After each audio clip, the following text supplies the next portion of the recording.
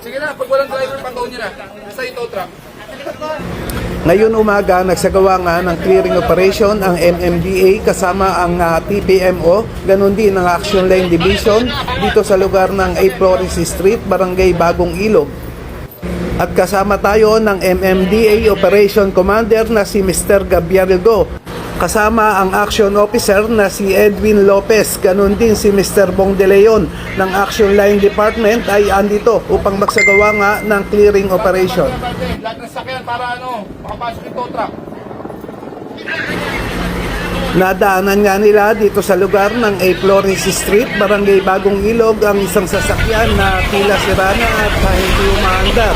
Sa ngayon ay ito na nga, makikita natin na itotowing na ito at dadalhin sa Barangay Tumana, Marikina City kung saan doon ang impounding area ng MMDA. Ito mo bata mo.